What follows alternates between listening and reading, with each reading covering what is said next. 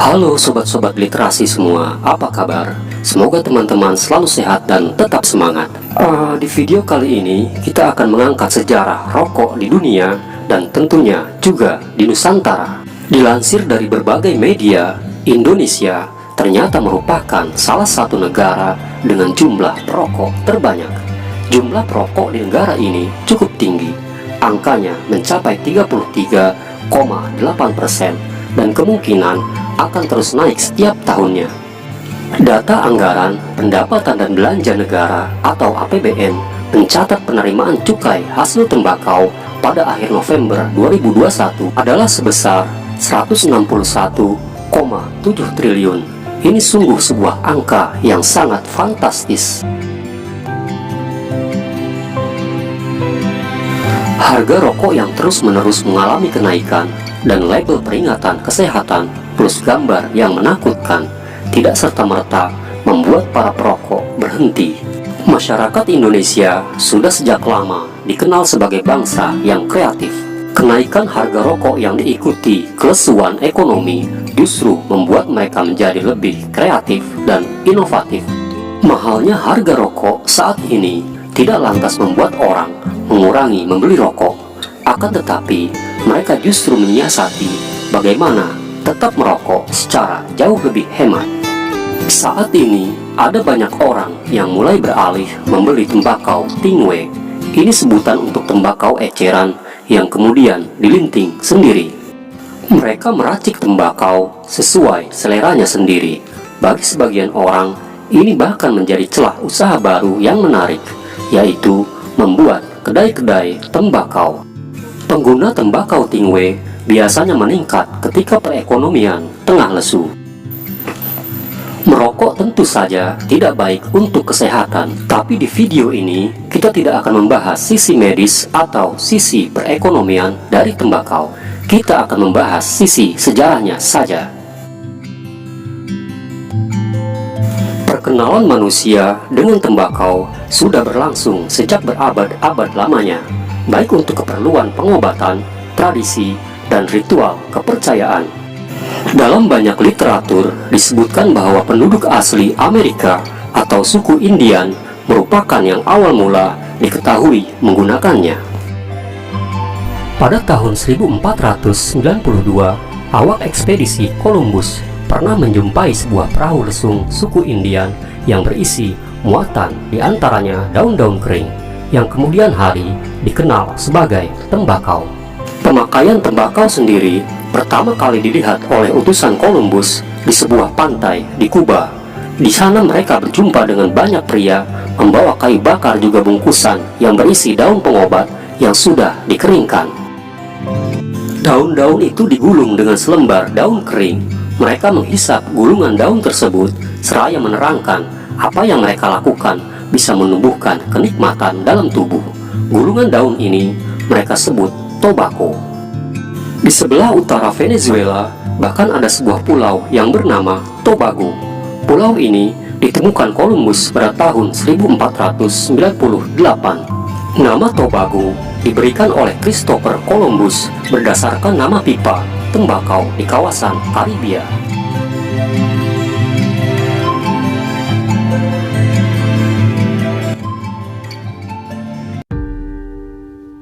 Para penjelajah Eropa tertarik dengan kebiasaan menikmati tembakau oleh masyarakat Indian.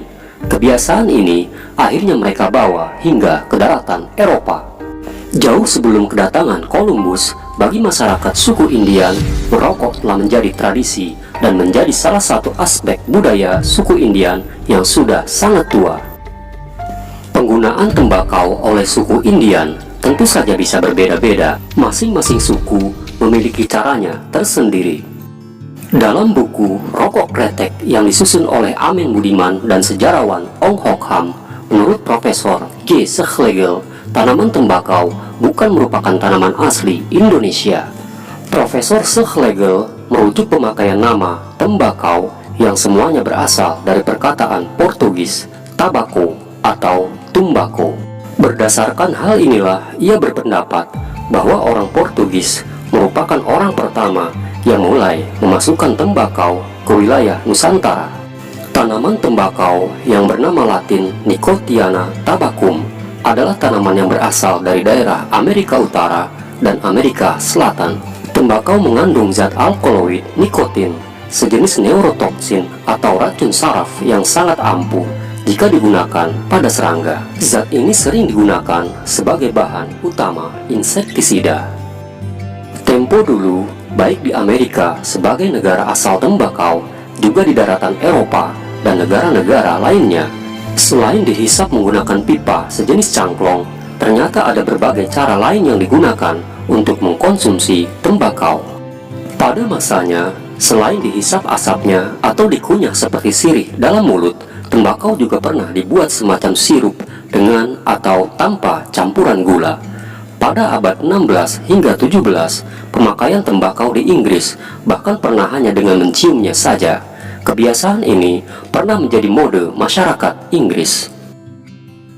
Tembakau cium adalah akar dan daun tembakau yang dihaluskan lalu ditempatkan dalam wadah tertentu dan digunakan pada waktu-waktu tertentu pula.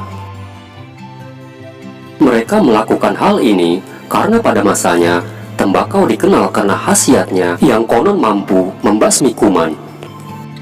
Pada awal abad ke-17, pipa air pun telah dipakai oleh orang Persia. Pipa air ini kemungkinan fungsinya sama seperti sisa. Referensi paling tua mengenai pipa air yang dilengkapi ilustrasi ditemukan dalam sebuah buku kuno mengenai tembakau. Buku ini berjudul Tabacologia yang ditulis dalam bahasa Latin dan dikarang oleh seorang dokter bernama J. Neander dan dicetak di Leiden, Belanda pada tahun 1626. Dua buah pipa yang terlukis dalam buku kuno itu mirip bentuknya dengan pipa air modern orang Persia yang disebut galian. Orang-orang Arab menyebarkan pipa air di Mesir dan di banyak daerah di Afrika. Pipa air itu beredar dengan ragam ornamen dan beraneka warna.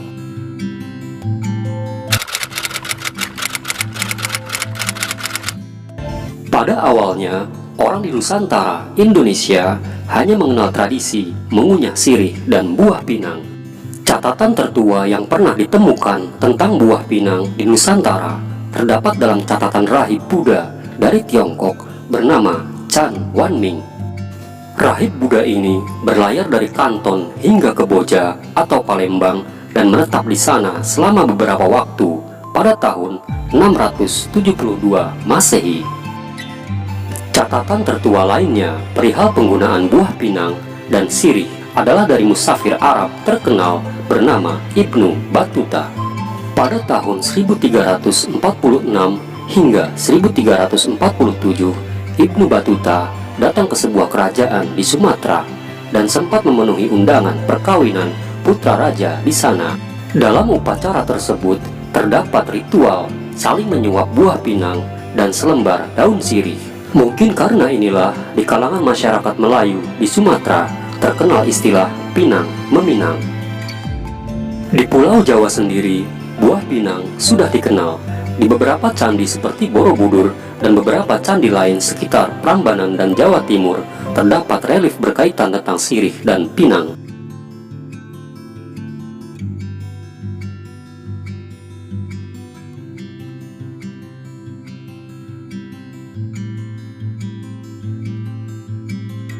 Peneliti asal Belanda, J.E. Rumpius yang sangat terkenal dengan karya-karyanya mengenai Ambon abad 16 mengatakan bahwa tembakau sebenarnya sudah dikenal oleh masyarakat Jawa sebelum kedatangan Portugis. Hanya saja, tembakau saat itu belum digunakan untuk merokok, melainkan untuk pengobatan. Dalam buku The History of Java yang disusun oleh Thomas Stamford Raffles pada tahun 1817 justru mengatakan bahwa kebiasaan merokok dibawa oleh kolonial Belanda sejak sekitar tahun 1600-an Masehi. Sebuah naskah Jawa Babad ing Sangkala menyebut bahwa tembakau telah dimasukkan ke Pulau Jawa bersamaan dengan wafatnya Panembahan Senapati Ayahanda Sultan Agung.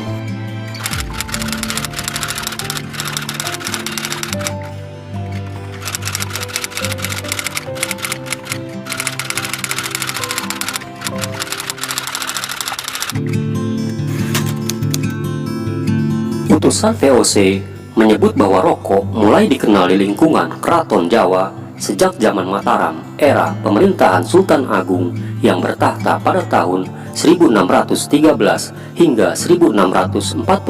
Sultan Agung konon merupakan perokok berat. Ia kerap merokok menggunakan pipa berlapis perak.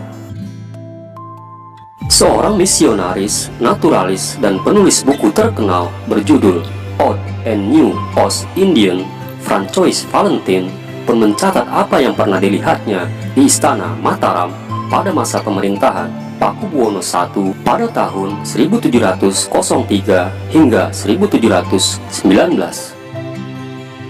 Valentin menuturkan bahwa ia melihat Pakubuwono I selain dikelilingi oleh pengawal bersenjata, ia juga dikelilingi oleh beberapa orang abdi yang bertugas membawakan keperluannya, antara lain rokok yang pada masa itu disebut bungkusen atau bungkus, yang tak lain adalah tembakau yang sudah digulung dengan semacam daun.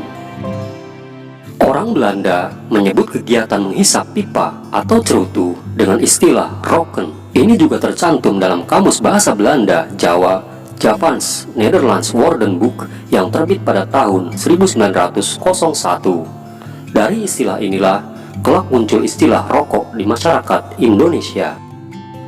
Hingga pertengahan abad 19, masyarakat pribumi masih belum mengenal istilah rokok. Istilah ini baru mulai populer akhir abad 19 dengan lahirnya industri rokok kretek Kudus dan tersebarnya jenis rokok ini ke berbagai daerah. Namun dalam naskah-naskah sastra Jawa, istilah ini tidak ditemukan. Penemuan rokok kretek di Kudus konon bermula dari seorang bernama Haji Jamhari yang mencoba mencampur cengkeh dan tembakau untuk pengobatan penyakit di dadanya. Penyakit ini konon sembuh setelah menghisap rokok tembakau yang dicampur cengkeh tersebut. Metode pengobatan ini dengan cepat menyebar di masyarakat. Ini membuat ada banyak sekali permintaan pada Haji Jamhari untuk membuatnya dalam jumlah besar. Pabrik-pabrik kecil pun dibuat dan akhirnya banyak orang yang mengikutinya. Inilah awal mula lahirnya industri rokok kretek Kudus.